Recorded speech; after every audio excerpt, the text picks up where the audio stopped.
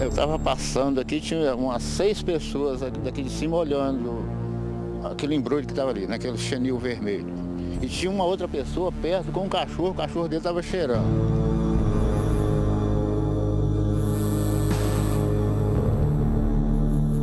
Aí eu pisei em cima, senti uma coisa mole. Não, senti que eu tinha alguma coisa estranha.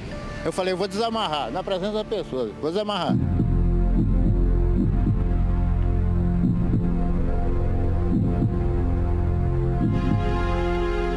Peguei com a mão esquerda, desamarrei 3 nós que tinha no chenil, uma fita crepe. Aí eu vi um monte de tripas, humano, que tem um bolo de tripa por cima, e vi as pernas de uma pessoa.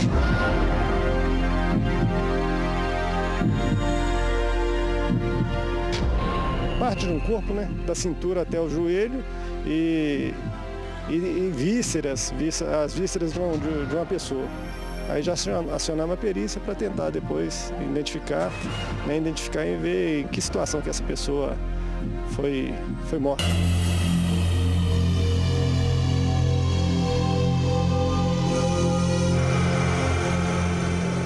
De esquartejar um corpo e distribuir partes assim, aqui em Belo Horizonte, pelo menos eu nesses 28 anos meu de efetivo serviço, é a primeira vez.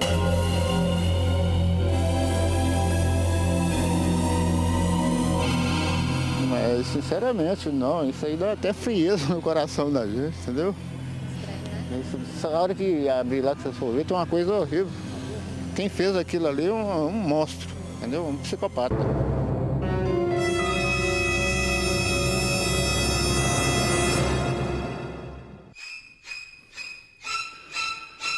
Olá, boa tarde, está no ar a TV Verdade, aqui somente a verdade, nada mais do que a verdade.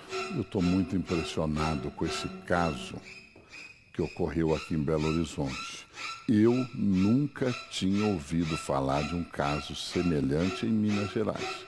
Eu já tinha ouvido, olha as imagens, eu quero até pedir ao meu diretor que não coloque nenhuma imagem explícita, porque nós temos imagens que nós gravamos, mas eu não vou mostrar, eu não vou colocar no ar. As imagens são muito fortes. A pessoa que fez isso, pelo amor de Deus, a pessoa cortou um ser humano inteirinho em pedaços e distribuiu lá pela Lagoa da Pampulha. Isso aí é um pedaço, viu, gente, que está enrolado nesse cobertor aí, são pedaços de uma pessoa. Ela foi esquartejada. O que leva uma pessoa a fazer isso? Eu lembrei daquele caso de São Paulo, recente, que teve o zelador, né? Teve um zelador esquartejado, teve uma briga no prédio, e aí o cara, esse zelador, que Deus o tenha, o cara que é um louco, tem cara de doido, ele matou, esquartejou, colocou o corpo dentro de uma mala e levou para a praia, porque ia queimar numa churrasqueira. Depois eu lembrei daquele outro caso parecido também, de um motorista de ônibus lá de São Paulo, que é mineiro de nascimento, esse aí é o zelador ainda, que 3 mulheres mataram e esquartejaram. Olha aí, ó, as mulheres com as malas. Ele era motorista de ônibus em São Paulo, nascido aqui em Minas Gerais, foi morto e esquartejado por 3 mulheres. Um horror, botaram os pedaços nas malas também. E teve aquele caso também que ficou internacionalmente comentado, do dono da empresa lá da pipoca, né? Aquele japonês, ele casou com uma ex-prostituta, aí um dia discutiu com a mulher, eles chegaram a ter filhos. Discutiu com a mulher, que é essa senhora loira aí, essa mala que ela está levando no elevador é o marido morto. Olha ele aí, o falecido. Ela matou e picou o marido, botou na mala. Eu não sei, esse povo tá doido. Eu não sei o que eles estão fazendo agora, né? O matar já é inadmissível. Agora matar, cortar, botar os pedacinhos numa mala e sair, ir para churrasqueira, ir para rodoviária, ir para a Lagoa da Pampulha. Que mente assassina é essa? Será que isso é uma psicose? O que está acontecendo?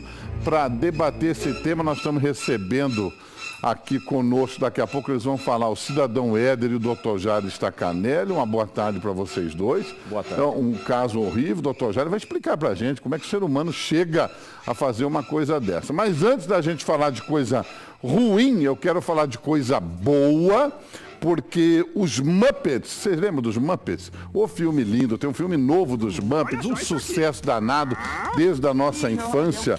Agora tem os Muppets 2, procurados e amados.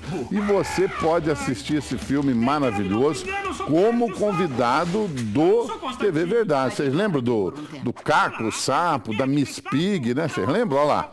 Tá todo mundo nesse filme, é um filme para a família inteirinha, tá bom? E eu faço questão que você seja o convidado do TV Verdade para assistir o Muppets 2. Então, a partir de agora, os primeiros que ligarem para esse número, 31 3209 0005, são nossos convidados e receberão os ingressos. Os primeiros que ligarem, está valendo a partir de agora, 31 3209 0005. Liguem, boa sorte, os primeiros já receberão os ingressos. Eu quero que vocês tenham sorte, como aquele moço que está sentadinho ali, caladinho, bonitinho, o Agostinho Januário Pinheiro. Tudo bem, Agostinho? Tudo bem, Calito? Primeiramente, boa tarde a você, a sua equipe da TV Verdade. Eu vou dizer, é um sonho, né? É um prazer receber realizado. você aqui, um homem de sorte. Você foi o vencedor da seleção de prêmios? Obrigado. E foi uma ligação só, né? Uma ligação só. Com certeza. Ganhou a camisa oficial da Celechora, ganhou a televisão, ganhou esses trem todos, essas coisas bonitas todas. Oh, mano. Uma ligação. Uma ligação. O Agostinho, você é de Venda Nova? Venda Nova. Que região de Venda Nova? É, Bar Mantiqueira. Lá do Mantiqueiro. Um abração pro pessoal do Mantiqueiro que tá sempre ligado aqui no TV A Verdade. audiência, ela é forte, viu, cara? É? O povo gosta do TV Verdade? Com certeza. O povo vive me xingando, fala que eu sou muito bravo, que eu falo muita bobagem. Nada, que é isso? O povo lá adora você, a toda a equipe, viu? Que bom. Leva meu abraço, viu, Agostinho? Um prazer grande receber você aqui no TV Verdade. E continue com essa sorte danada, que você é muito novo ainda. Obrigado. Tá bom? Um abraço pra você. E pelo jeito vocês viram, ele deve torcer pro Galo, né? Pela camisa que ele tá vestindo. Você torce pro Cruzeiro. Pega, leva ele, né, Calito? Futebol de verdade é a partir de hoje, que até domingo foi enganação, né? Futebol de verdade do Brasil é a partir de hoje. O América jogando, amanhã o Galo e quinta-feira o Cruzeiro. Isso é futebol de verdade. Porque aqui a seleção, Deus me livre, hein, mano? Infelizmente, né? Aquilo perde para qualquer time de Venda Nova, pelo amor de Deus. Faz parte do futebol, dia a dia, né? Faz parte? Não treinar faz parte? Não, aí não. Né? Aí não, os caras não treinaram. Não treinar, por isso que aconteceu o que aconteceu, né? Tem que treinar. E enquanto você falava aí, teve mais um gol da Alemanha, viu? Só para você lembrar, enquanto você falava aí. Obrigado, Agostinho. Um prazer recebê-lo aqui. Eu que lhe agradeço a Deus por esse momento. Agradeço você com toda a sua equipe da TV Verdade, viu? Obrigado, sucesso pra você. Um abraço também pro Eduardo Souza, ele tá sempre ligado, pedindo beijo pra irmã dele, a Beatriz, lá em Santa Helena de Minas. Um beijo pra Beatriz. Cadê o delegado? O delegado que tá investigando o esquartejado. É doutor Wagner Pinto? Deixa eu ver, que o desafio agora é identificar o falecido, né? Deixa eu ver. O trabalho preponderante, o principal é justamente a identificação da vítima, que é o ponto de partida para nós conhecermos a sua vida pregressa, sob a ótica social, familiar, econômica, e verificar os eventuais problemas que possam levar ao fato criminoso. E nós temos ali alguns elementos, né, digitais de uma mão, que serão colhidas no ML, encaminhadas para o Instituto de Identificação para se fazer uma comparação com o banco de dados, né? Nós temos aí as suas características físicas, né? Através do exame antropológico que será realizado para verificar a provável altura, a provável idade, a cor da pele, as características físicas. Nós temos que fazer um trabalho também junto à divisão de referência à pessoa desaparecida, para ver pessoas com esse perfil, essas características que eventualmente desapareceram e pode ser a vítima desse caso vertente. Então, nós temos que trabalhar com esses elementos para tentar, principalmente, identificar a vítima, que é o ponto de partida da investigação. Doutor Wagner Pinto, grande delegado, daqui a pouco fala mais. Doutor Jário Stacanelli já conosco. Cidadão Éder já conosco. Daqui a pouco o mistério do esquartejamento da Pampulha. Até já.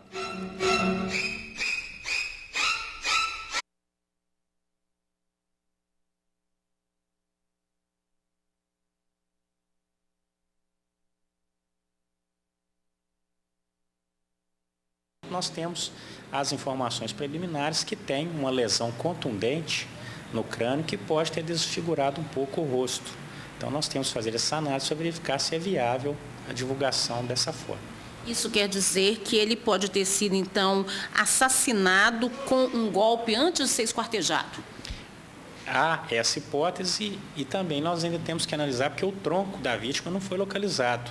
Talvez ela pode também ter levado aí algum, por exemplo, um disparo de arma de fogo ou vários disparos na região torácica e concomitante esse golpe na cabeça. Então, é objeto de análise, né? E o curso da investigação que irá determinar a natureza e a série das lesões e a causa da morte. Esse é o Dr. Wagner Pinto, falando aqui no TV Verdade, ele que é o chefão do Departamento de Homicídio e Proteção à Pessoa da Polícia Civil de Minas Gerais. Está comandando a investigação do esquartejado da Pampulha. Partes de um corpo de um homem, já sabe que é de um homem, foram encontrados espalhados no entorno da Pampulha.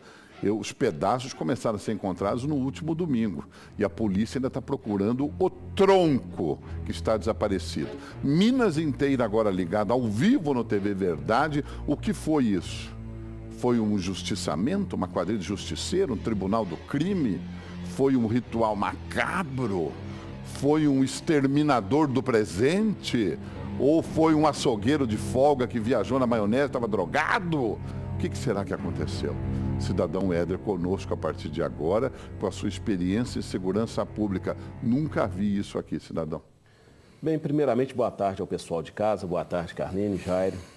É uma coisa assombrosa, né? Que até então não havia registro nenhum em Belo Horizonte. Aí vem duas vertentes também, né, Carlene?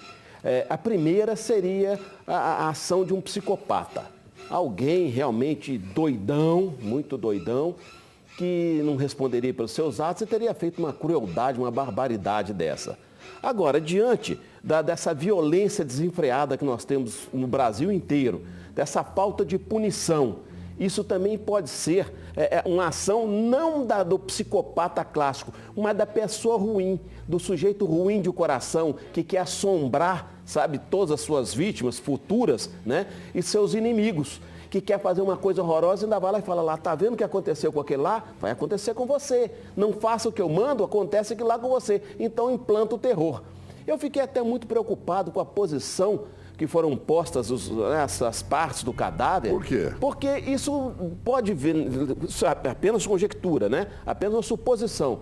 Que ele pode ter colocado ali para que aquilo desaparecesse, por exemplo, devorado pelo jacaré que existe ali na Lagoa da Pampulha. Ah, você acha que o matador pode ter botado as peças, os pedaços do corpo para os jacaré comer? Exatamente, porque naquela área ali é a área que os jacarés são mais avistados. Então, se ele fosse colocando as partes, né, sequencialmente, uma parte por vez, seria a alimentação do jacaré e desapareceria do cadáver. Dr. Jair Stacanelli, isso é outra pergunta para o senhor. Então, um cara tem a capacidade de fazer esse horror e ainda pensa em dar comida para jacaré? Como é que é isso? Eu acho que o cidadão está lendo tão bem, cara. É? São 6 anos de convivência com o cidadão. Eu acho que, assim, tem feito muito bem para o cidadão. Ainda mais ultimamente, nesse TV Verdade, onde nós temos muitos embates. Então, eu achei que, poxa, as minhas falas têm feito bem pro cidadão. Aí depois ele dá uma dessa de zoologia do jacaré. Ele falou que foi um doido que fez. O senhor concorda que é um... Claro, mas aí o que a gente tem que pensar, né, Carlene? Que fez isso? Essa palavra doido, essa palavra doente, e é até importante para as pessoas perceberem, né? O psicopata, o sociopata, é um indivíduo diferente do doido clássico. Essa musiquinha que está tocando aí agora, o Psicose, né? Essa musiquinha daquele filme. Filme do Hitchcock. O sujeito tinha o corpo, a caveira da mãe dentro do quarto. Isso, e ele achava que a mãe conversava com ele, então ele vivia num mundo paralelo de delírio, de alucinação. E esse delírio era que a mãe não queria que ele se relacionasse com outras mulheres, então ele matava essas pessoas dentro do hotel que eles tinham lá na beira da estrada, né? Esse indivíduo é o louco clássico, né? Assim, ele tem um outro mundo, ele convive uma outra realidade. Esse é o louco, de fato. O psicopata, Carlene, é aquele sujeito que está conectado, ele sabe que dia que é hoje. O Frederico Flores, ele sabe que dia que é hoje, ele sabe o que ele está fazendo. Não rasga nota de 100. Não, nem sair lavando o carro dos outros na rua, não faz nada disso. Nada. Agora, é um indivíduo que tem, na figura do outro, zero reconhecimento. O sofrimento do outro não o afeta. A dor do outro não o afeta. Então, para que ele realize os desejos dele, ou de morte, ou de estupro, ou de prazer sexual, ele vai e mata. Aquele sujeito lá o maníaco do industrial, né, assim, ele ainda vendo uma criança no banco de trás, ele mata, ele estupra, ele faz do mesmo jeito. Não importa se a mulher, na vítima, na hora de lutar com ele, arranque a bolsa colostomica que ele tinha, ele mata e ele continua fazendo errado. Então essa diferença é uma diferença que as pessoas têm que entender entre o psicopata e esse louco. E esse psicopata, Carlinhos, ele existe em outros graus também. Ele existe no mercado de trabalho, ele existe na vizinhança, no condomínio. Treinando seleção, quer dizer, ou não treinando seleção, né? Narrando jogo de futebol. Existe isso, existe em outros espaços. Então, a questão do psicopata no trabalho, por exemplo, é uma coisa que acontece muito. Agora, nesse caso, a gente vai explorar de uma outra forma. É um indivíduo que tem no outro zero reconhecimento. E a taxa de da população é alta, são em torno de 4 a 5% da população. Meu Deus. Então, nós conhecemos... aqui no estúdio tem. Entre nós três tem um. Tem. Nós três não. Ainda é muito. Mas entre 100 pessoas aqui na TV Alterosa, 4 ou 5 são. Então tá. Mas nós três aqui dá para livrar. Dá. E se tiver que ser um, eu já saberia quem for. Tomara que não. Mas é o seguinte, cidadão, então tá bom. Falou o doutor aí. O cara é psicopata, o cara é... Como é que é o outro nome? Psicótico. Louco, psicótico, não sei o que, não sei o que lá. Tá bom, prende o cara. E aí? Aí interna? Dá comprimidinho pro cara? O que faz com um cara desse? A ideia do advogado vai ser exatamente essa, Carlinhos. Um abraço, doutor Zanoni. Ele vai exatamente o que eu ia falar agora. O representante, né, do demo aqui na Terra, que é o doutor Zanoni, ele gosta muito desse tipo de cliente, sabe? O cliente perverso, malvado, sabe? Eu estou falando não no termo técnico, senão o Jair vai falar assim, olha, o cidadão cometendo incoerências de novo. Eu estou falando no termo coloquial, na linguagem coloquial, na linguagem do povão. Que a gente fala. Exatamente, é a nossa linguagem, é a minha pelo menos. Então, o que acontece? Essas pessoas ridiculamente cruéis, sabe? Que gostam de se impor na sociedade pelo medo, eu não acredito que elas sejam aquele doente, não. Mas os advogados vão colocá-lo como tal. Por quê? Porque tão logo cesse essa doença, entre aspas, né? Essa perversidade, essa crueldade da pessoa, ela poderia voltar às ruas. Então, a pena seria diferente, não seria aquela pena fixa. Daqui a pouco ele faz lá um exame com um psiquiatra, com um psicólogo. Tá bom, sarou, pode voltar para a rua. Volta para a rua. Você acha que qual deveria ser a condenação para esses esquartejadores do presente? Ô Carline, eu acho o seguinte, a pena, né, o castigo, castos, vem de purificar, tornar casto. A pena, ela tem que ser proporcional à ação da pessoa. Uma pessoa que tenha perversidade, porque... Ao que parece, né, o delegado falou que o rosto está desfigurado. A região do tronco sumiu. Desapareceu. Então, a gente não sabe, por exemplo, a que tipo de violência essa pessoa foi submetida. Agora, se ela já estava morta, porque uma pessoa que toma uma pancada na cabeça para desfigurar o rosto está morta, precisa ainda de esquartejar, precisa ainda de trazer esse mal para a família, igual a gangue da Degola, que foi lá e desapareceu com as cabeças, desapareceu com os dedos. Precisa disso? Não precisa. Então nós temos que ter uma pena proporcional a isso. O que é pena proporcional? Na minha concepção, a pena proporcional é a pena de morte para quem comete esse tipo de delito, livra a sociedade, limpa os cárceres e acaba de vez com a possibilidade de cometer outro crime dessa natureza. Tem que matar, doutor Jair? Aí eu não entendi de novo o raciocínio do cidadão. Ele diz que castigo é purificação. Isso. Sim. Então, você morre para purificar o quê? Sim, purificar a sociedade, a nocividade dessa pessoa. Aos que ficam, lógico que essa pessoa não tem conserto, não. Não tem conserto. Tem de hora que o fogo que purifica. Né? É lógico que nós Agora o que acontece, né, Carlinhos, quando a gente fala dessas mentes, né?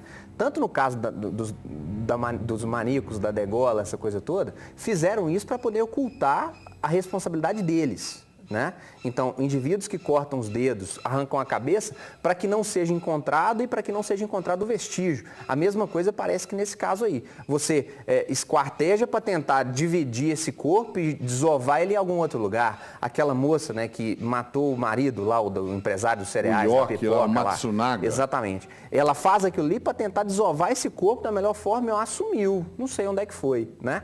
Isso não é um traço dessa psicopatia. O psicopata ele faz faz questão. São esses casos do colecionador de ossos, o silêncio dos inocentes. E ele sempre deixa um pouco de rastro para que as pessoas...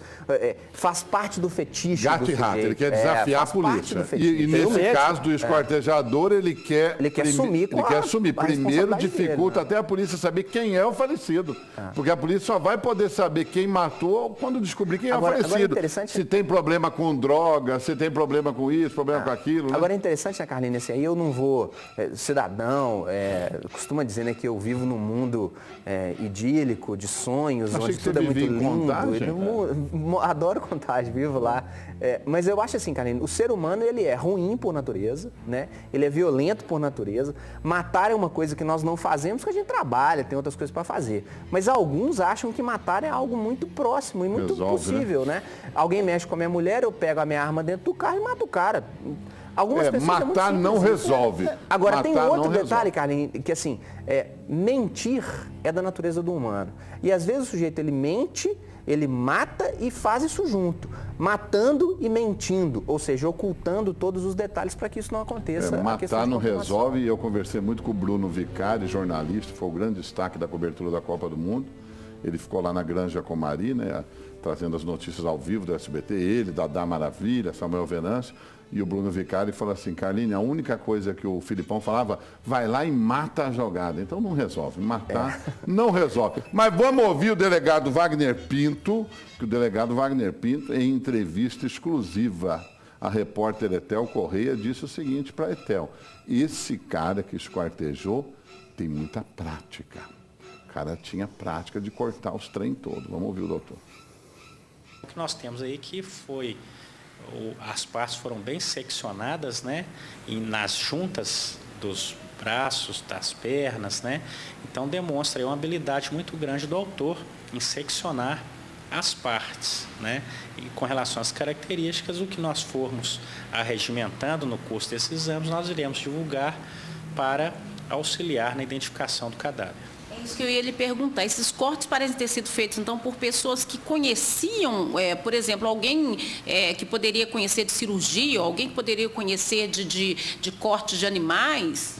É uma hipótese, né? Nós temos aí que fazer um trabalho e até mesmo verificar junto aos peritos, né, qual instrumento pode ter sido utilizado, se uma serra, se um instrumento com um gume bastante afiado, ou se aquele trabalho ali é feito por algum especialista, pessoas que têm, né, condições de saber como efetivamente se secciona partes de algum corpo. Isso poderia levar a uma tese, por exemplo, de vingança? Tudo é provável, né? A motivação ela é determinada a partir do momento que nós efetivamente conhecemos a vítima e fazemos a sua pregressa. Pode ser tráfico, pode ser passional, pode ser vingança. Toda hipótese nesse momento é viável. A investigação é que irá determinar a hipótese correta. Que loucura. E além de matar, não estou trocando isso com ninguém, tá? Isso é nosso mesmo, não precisamos ficar trocando nada com ninguém. Além de matar, a pessoa distribui, cidadão, segura aqui, a pessoa coloca um par de pernas dentro de uma mala como essa, tá entendendo? A pessoa coloca a cabeça numa bolsa como essa e sai puxando as malas, vai esquartejar, pode ficar para vocês, eu tenho até pavor de ficar. E sai esquartejando, corta e coloca as partes em malas como essas. Será que daqui a pouco nós vamos ter que ter autorização da Polícia Federal para comprar mala? Porque nós poderemos estar fornecendo malas para esquartejadores? Porque tá demais. Como é que pode? Tem a imagem do caso de São Paulo lá, aquele doido cabeludo que matou o zelador. O cara desceu no elevador do prédio que mora. O cara matou o zelador, um senhor querido por todos no prédio. E olha lá, gente, aquilo ali, olha lá. Aquela mala está com o corpo do zelador dentro, mala igual a essa. Aquela loira ex-prostituta que casou com o Matsunaga, com o japonês, tá entendendo? Ela picou o marido inteirinho. Olha, botou o marido dentro da mala, gente. Pelo amor, eu não sei nem o que falar. Tem horas que eu concordo com o cidadão Éder. Tem que exterminar, tem que tirar do convívio da sociedade. Exterminar é uma palavra muito forte, desculpe. É que o esquartejador do futuro, exterminador do presente, a gente confunde tudo, né? Mas tem que tirar do convívio, cidadão. Não, pelo amor de Deus. Carline, nesse momento que eu estava segurando essa mala aqui, eu fico imaginando, né? Normalmente quando a gente usa uma mala e transporta essas malas, nós estamos pensando, né? Não, essa aí não sei, eu estou olhando para essa minha aqui. Eu andando assim com essas malas, sempre que uso isso, eu estou indo para uma viagem, via de regra, essa viagem é de alegria, prazer, esse final de semana farei uma, inclusive. É muito bacana, né? Agora, eu fico imaginando, eu puxando essa mala, transportando essa mala, passando com essa mala entre outras pessoas, e aqui dentro tendo partes de um corpo humano, sabe? E não é só a parte do corpo humano que eu estaria levando, não. Eu estaria levando a alegria, a felicidade de uma mãe, de um pai, filho, irmão, de famílias, de vizinhos, de amigos. Tudo estaria sendo transportado aqui para ser levado para onde? Para o nada, para a destruição. Aí eu pergunto, será que uma pessoa, ela tem esse direito? Por que o Estado não reage, não toma uma providência para que isso acabe? Por que eu não posso ter a tranquilidade de passar perto de uma mala e ter a certeza que ali dentro não tem um corpo, não tem parte de um absurdo, corpo? Né? Zé Carline, aí que entra o exemplo, né, que a gente colocava. O cidadão está pensando, né, na família, no sujeito que está dentro da mala. O psicopata não pensa nisso, não. Ele mata mesmo, põe, desova e faz o que for. Agora, eu acho que o caso da mulher lá, do japonês lá, ela fez para poder se livrar daquele corpo de toda forma. Então, assim, mostramos uma face que é muito nossa e que a gente não pode esquecer. Somos violentos por natureza, o mal existe dentro de nós. Existe dentro de nós até em algumas estruturas cerebrais, de você, o cidadão na cobertura, e você, Carlinhos, na cobertura policial, pode falar disso. Às vezes o indivíduo, ele foi preso. Aí chegaram pro chefe, você matou alguém lá, o que foi? Tava nervoso, peguei uma faca e dei foi sem querer. Aí olha lá, o sujeito foi 25 facadas. O acesso de agressividade está dentro de nós. Nós não podemos pensar nisso. Agora, o que é importante da gente levar a partir das respostas que não temos a partir do caso esse da Pampulha? Temos que discutir a violência. É preciso discutir a violência assim dentro de casa. É preciso fazer um ambiente onde a conversa aconteça melhor, onde a paz aconteça melhor. É nessa hora que eu acredito que pai, mãe, avô, escola tem a razão e tem a condição de melhorar isso. Só detalhando, essa moça ex-prostituta que matou o Matsunaga em São Paulo, ela era enfermeira também, viu? Ela era prostituta nas horas vagas, mas ela era enfermeira. Então, ou seja, sabia do trem, né? Inclusive, quero mandar um abraço para o Christian aqui. O Christian está recomendando a todos, não escutem o Carline. O Carline não sabe nem falar português. Falou que o assassino botou o corpo. Desculpa, viu, Christian? Desculpa, eu não tive a condição que você teve de estudar. O que eu consegui estudar na vida me permitiu estar aqui só apresentando esse programa. Queria muito ter o conhecimento da língua portuguesa que você tem. Uma pessoa que traz na bagagem, no intelecto, como você, a nossa língua desde o nascedouro, né? Por trás do Minho, debaixo do Ouro, lá de Portugal, até a chegada da nossa língua, eu peço desculpas. Eu falei botar o corpo na mala, porque é assim que as pessoas, a gente fala assim, né? A gente que é normal, fala botar o corpo na mala. Eu não sei como é que pessoa chique, estudada, fala acondicionar o corpo dentro da embalagem, como é que fala? Ou arrumar o corpo dentro da mala, dispor o corpo dentro da mala. Você desculpa a minha ignorância. Para a gente que é normal, a gente fala botar o corpo na mala. O vagabundo botou o corpo na mala. Você me desculpe e muito obrigado por sua aula de português. Sem você, esse programa não existiria. Aqui, né, na linguagem indígena que está aqui, né? Não escutar. Não escutar? Não escutar, Carline? Isso é indígena ou é português? Deve ser aquela linguagem índio-americana, não escutar, Carline. Os índios levaram a Alemanha ao tetra. Pois é. Ganharam até a dancinha no final lá. Então, da próxima vez, fica assim, não escuta. E o Brasil Carline. levou uma mala de gols, não levou? Botaram uma mala de gol, Cabe em tudo? Coube 7 num jogo, mais 3 no outro, né? São 10. 10 gols, dividir por 2, a média 5, é penta. É o Brasil, é penta. Toma 5 por jogo, é penta. Tá? É isso mesmo. Mas voltando a esse assunto horroroso, eu queria que o nosso diretor exibisse a reportagem lá do zelador de São Paulo, só para relembrar o pessoal de casa, do zelador esquartejado, que foi disposto e acondicionado numa mala pelo assassino.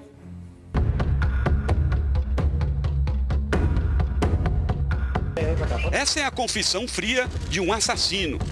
Enrolei ele no cobertor, pus ele dentro da mala, fiquei sem saber o que fazer, aí foi quando decidi cortar ele. O publicitário Eduardo Tadeu conta em detalhes como matou o zelador Gesi Lopes de Souza, de 63 anos. Ele se agarrou, puxou pra cá, puxou pra lá, aí numa dessas que puxou, que eu empurrei ele deu com a cabeça na quina do batente da porta e caiu eu e ele pra dentro do meu apartamento. O corpo foi esquartejado e queimado numa churrasqueira, nesta casa em Praia Grande, no litoral paulista. Eu forrei a parede, para não espirrar o sangue na parede. As câmeras do prédio gravaram quando Eduardo desceu do elevador com o corpo da vítima escondido em uma mala. A polícia encontrou com ele facas, possivelmente usadas no esquartejamento, um estetoscópio que o assassino teria usado para verificar se o zelador estava morto e uma arma com manchas de sangue. Doutor Jairo, o senhor me desculpe, mas o cara pensou em tudo, ele não é doido não, né? Sim, pensou, forrou para não espirrar sangue, limpou o batente da porta, levou para churrasqueira, viajou, desceu para a praia. Assim, um estetoscópio, uma arma, depois um silenciador, não é uma pessoa que tem objetos. Cidadão, você tem um estetoscópio, um silenciador lá na sua casa? Não então, tem, assim, não é algo normal. Quando averiguamos o caso, né, Carlinhos, vemos que o zelador parece que cobrava dele algumas coisas, assim, não pegar a revista de outros moradores, parece que o zelador cobrava dele as coisas. No acesso, e aí eu concordo até com o cidadão, assim, na banalização da violência e da falta de sentido de vida, as pessoas às vezes acham que têm direito de chegar e agredir outra pessoa a esse ponto, né? O que temos que tomar cuidado é isso. Um indivíduo desse é tranca pesada, né? Não adianta. Mas aí é que eu pergunto, para que um sujeito desse vai ficar trancado? Porque Por que nós temos que manter vagabundos trancados? Aí eu fico pensando, Jairo, o seguinte, com o dinheiro que se gasta com um vagabundo desse, com um cretino desse, com um canalha sem vergonha vagabundo desse, nós poderíamos estar, por exemplo, tirando dor de uma pessoa que está com uma doença séria, como um câncer, Cidadão, né? Uma pessoa que precisa, por exemplo, de sair da fila de transplante. Quando que é a assim. eleição, cidadão? Quando eleição agora no final do ano, em outubro, né? Vamos ver. Elegeremos os nossos representantes. Sim. Quantos representantes que na não outra quero ninguém campanha... falando nome de Claro, política agora, que o Tribunal Regional Eleitoral proíbe. Não quer ninguém falando nome de política. Candidatos? É porque o programa está limpinho aqui. Né? Quantos candidatos foram na última campanha dizer que eram a favor da pena de morte? Eu me lembro de um só. Eu também só me lembro de um. Então, assim... E foi eleito. Vivemos em um país onde candidatos desse tipo, pessoas desse tipo, não são representados por nós, cidadão. Então, assim, o papel está lá. E outra coisa, foram executados legalmente no mundo menos de 1.000 pessoas o ano passado. Isso diminuiu o crime? Não diminuiu. Ô, Jairo, eu acho que não é só a execução, não. Você deu um exemplo muito bom. Tem que matar a família dele, os filhos, a mãe, para ela não procriar mais. Nada disso. Você deu um exemplo muito bom. Por que foram executados poucas pessoas? Porque as pessoas abrem mão de cometer o crime com medo de serem executadas. E essa é a principal função da pena de morte. É uma medida preventiva. Exatamente, ela vai inibir o crime, a pessoa vai pensar... Mas ela não inibiu em lugar nenhum onde ela é aplicada. Mas é claro que sim, porque se não tivesse inibindo, nós estaríamos matando 1.000 por dia. Eu gostaria de falar um pouquinho, eu defendo um policiamento cada vez mais crescente como inibidor do crime, tipo tolerância zero de Nova York, tipo tolerância zero que nós tivemos aqui em BH durante a Copa. Tinha um monte de polícia na rua que impediu pequenos furtos, que impediu uso de droga no centro, embriaguez no volante, que impediu bebida, roubo de correntinha, que era uma coisa que o cara ia trocar por droga por arma e depois ia cometer um crime. Então, foram inibidos milhares de crimes por não ter o nascedouro do problema. Então, eu defendo, eu já pedi até ao comandante da Polícia Militar, pedia ao chefe da Polícia Civil, vou pedir ao governador pessoalmente que volte com a poliçada tudo para a rua. Quanto mais polícia na rua, menos vagabundo e menos crime e mais tranquilidade para o cidadão. Isso é um ponto que eu queria falar. Segundo ponto que eu quero falar. Eu não defendo, hoje eu estou da paz, eu não defendo pena de morte. Eu acho que o Brasil poderia usar economicamente essa mão de obra, esses milhares de presidiários. Então vamos lá, nós tivemos um exemplo agora. Nós gastamos 40 bilhões de reais para construir os estádios. Quem que vai pagar? Nós. Nós é que vamos pagar essa conta, porque a conta não fecha. Não tem 40... pega 40 bi, constrói... Não, é imposto e nós que vamos pagar. Podia ter pego todos esses presidiários. O Código Penal prevê que o preso em regime fechado possa trabalhar, sob uma condição, nesse trabalho pesado, com a escolta militar e a vigilância de homens armados. Igual a gente vê em filme americano, igual lá nos Estados Unidos, eles botam os caras para trabalhar. Por que não construíram os estádios? Por que não usou essa meninada para construir o estádio? Agora, vai ter aí o Rodoanel de Belo Horizonte. Bota a presaiada toda para o serviço pesado. Quebrar pedra, vigilante. Eu tenho certeza que o marvado mesmo... Gerando renda para a família dele. O marvado mesmo, vagabundo, ou vai tentar burlar, não vai querer trabalhar, ou vai querer fugir, ou vai tentar roubar a arma do boleto. E esse já... você não vale nada. O de bem vai trabalhar e, se Deus quiser, vai até se profissionalizar naquilo, vai virar um bom pedreiro e vai poder retornar à sociedade. E ele não pode gerar renda para a família dele se ele está... Pode gerar renda. Sim, o que não pode é nós ficar dando renda pro cara preso lá dentro. O cara não faz nada e a gente fica dando R$2.000 por mês pro cara, bicho. Quem é que ganha 2.000 conto hoje? Carlinhos. E o cara lá trancado, fumando maconha, cheirando e no celular, ganha 2 contos, pô. Exato. Isso agora, não pode. Deixa eu explicar uma coisa aqui que talvez as pessoas não vejam... 2 contos é R$2.000, né? Porque falar que eu falei errado, né? 2.000, desculpa. Mas vamos aqui. As pessoas às vezes não têm ciência. Eu vejo muitas pessoas falando assim, não, tem que trabalhar mesmo. O problema é que a escolta desse preso, escolta desse condenado, custa muito caro. Demais. Então seria a mesma coisa. Você faria, por exemplo, para produzir uma nota de R$10, você gastaria 100? Não é possível. Você compra uma mercadoria por 10 para vender por 1? Também não é possível. Seria prejuízo. Então não adianta. Porque antigamente, você punha uma bola de ferro no pé do preso, ele podia ficar lá quebrando pedra o dia todo, que para resgatar um preso desse, gastaria-se 4 ou 5 horas. Tempo suficiente para a escolta observar. Agora não. Você coloca um preso desse na rua, aparece um helicóptero e pega, aparece uma moto e pega, para tirar a bola do pé dele, um alicate em menos de 1 segundo corta a corrente. Então, não é possível mais e a sociedade ficaria à mercê desses criminosos novamente. Então, o trabalho que eles geram... pesado. Sim, mas se fosse dentro da cadeia. Aí você põe dentro da cadeia para trabalhar. Ele vai lá e mata o colega de cela com o equipamento que ele está usando, por exemplo, para quebrar pedra. Aí o Estado é que tem que indenizar. Então isso tudo precisa ser muito pensado. Sabe? O custo operacional de uma pessoa na cadeia é muito alto. Fala-se em R$2.000 por mês. Mas nós estamos pagando... ninguém fala nos R$250 mil, no mínimo, que custa para abrir uma vaga. Pois é, mas aí eu vou fazer o grito que o cidadão sempre faz. A gente paga 10 vezes, 15 vezes mais para o político pensar essas coisas e ele não pensa. O que nós temos que fazer é tomar do político.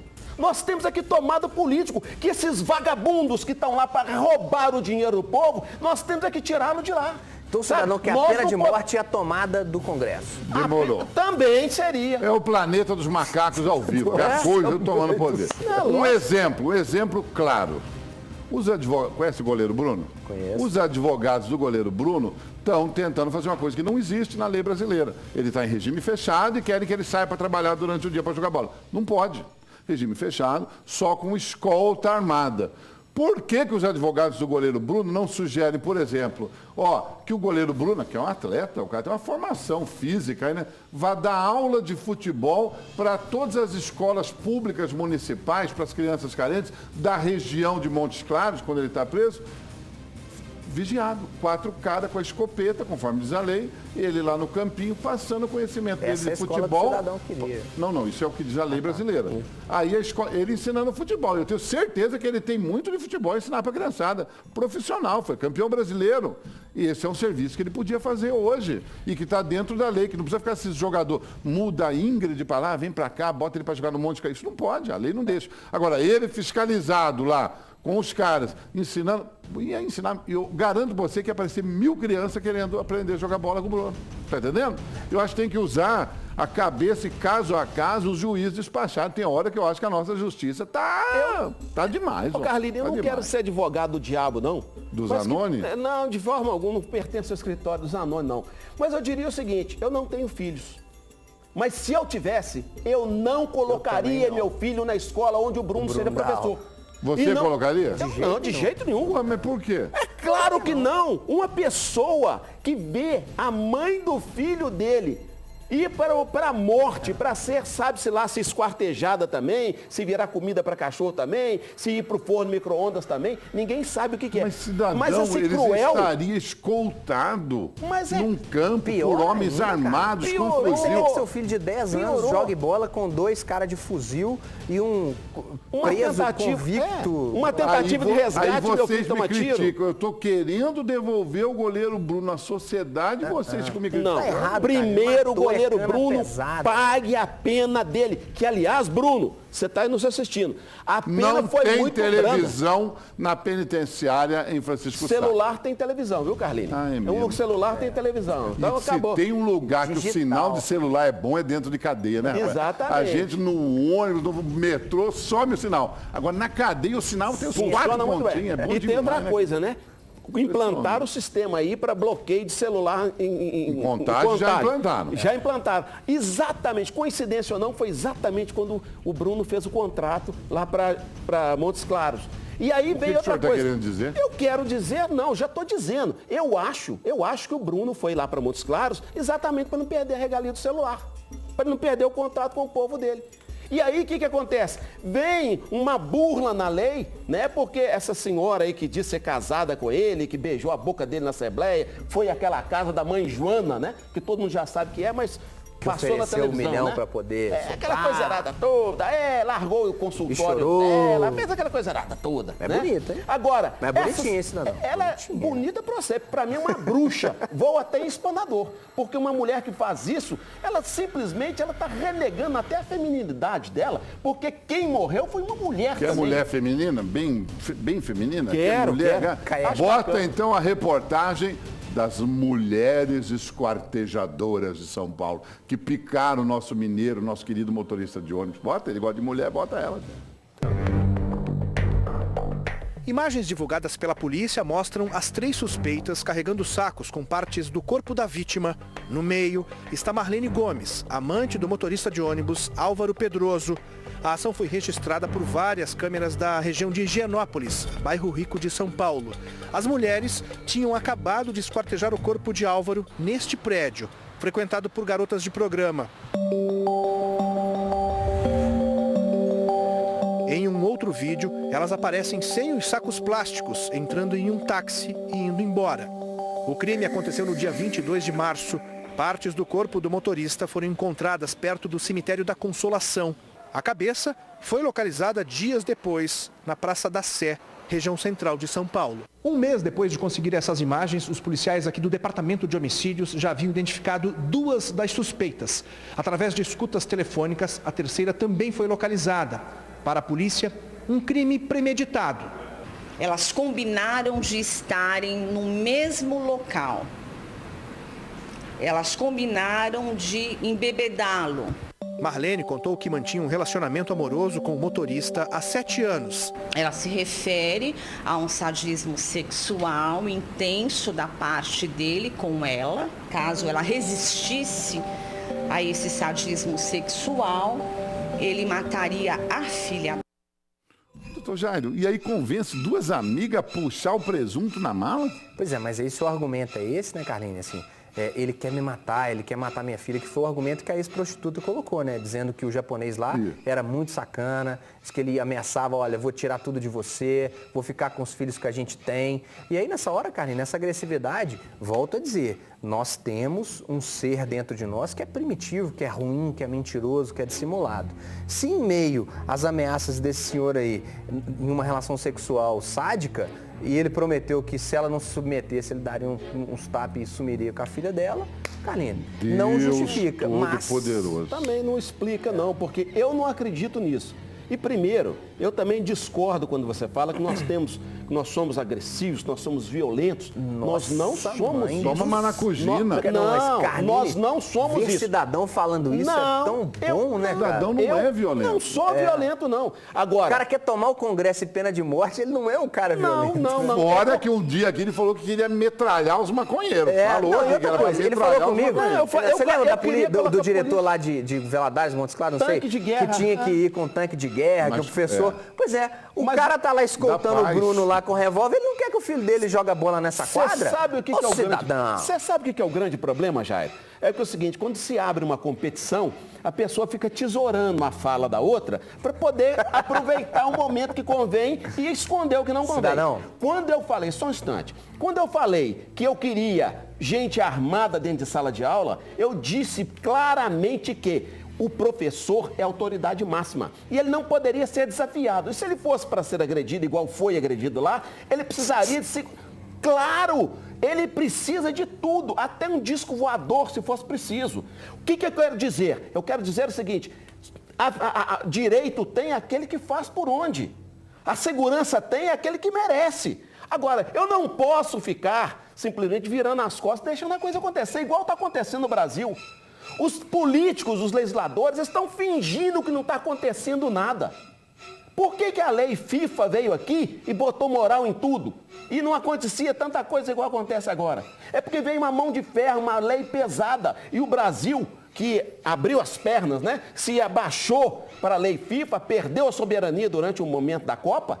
O Brasil aceitou tudo isso. E quando aceitou, já avisou para o povo, não façam não que vocês vão tomar tiro. Por que os Black Blocs não foram para a rua? Porque sabe que o padrão FIFA exigiria uma ação drástica com o uso de arma letal. Então eles não foram, porque eles sabiam que iam levar pior. Então, isso é que eu quero dizer e vou dizer sempre. Eu não quero pena de morte para ver sangue, não. Eu detesto sangue. Mas você concordou em prender os Black Blocs lá, inclusive a menina lá em Porto Alegre? Evidente! Tem que prender mesmo, porque vai esperar ela botar fogo em ônibus de novo? Vai esperar implantar o terror nas pessoas que precisam sair das ruas para trabalhar?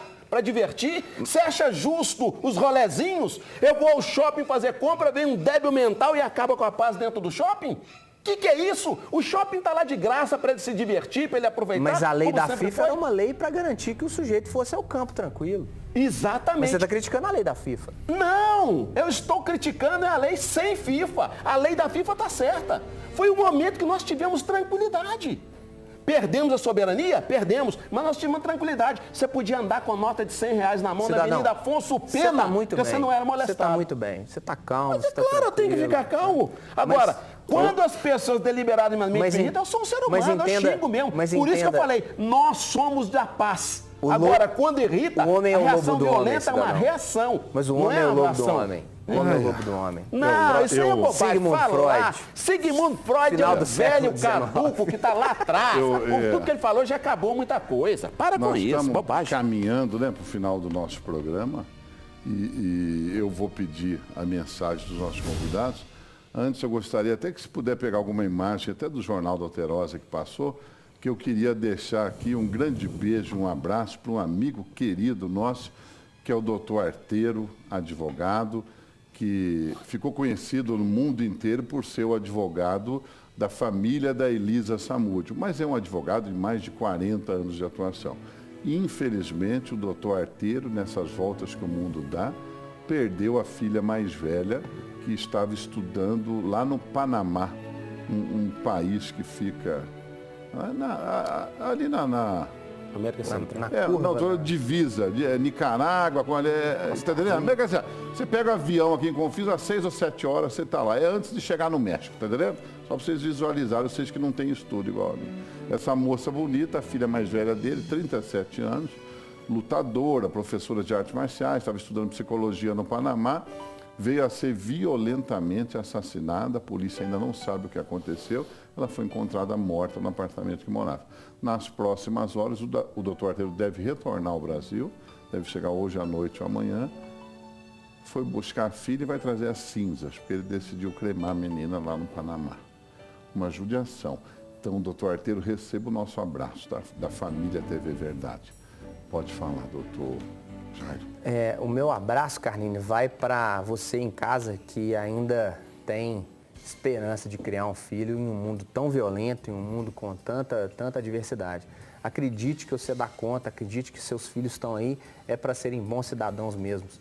E se você percebe que há um desvio de conduta, faz muito mal para um bicho de estimação, faz mal para os irmãos, faz mal para os colegas, fique atento, procure ajuda especializada. As universidades que têm psicologia, às vezes você não tem condição, as universidades que têm psicologia nos seus currículos, elas têm lá os consultórios que recebem isso. E Carline, minha avó, te amo demais, você que me fez um cara desse jeito, sempre que vejo o cidadão, que a senhora é a maior fã do cidadão, te amo muito, muita saudade da senhora. Cidadão.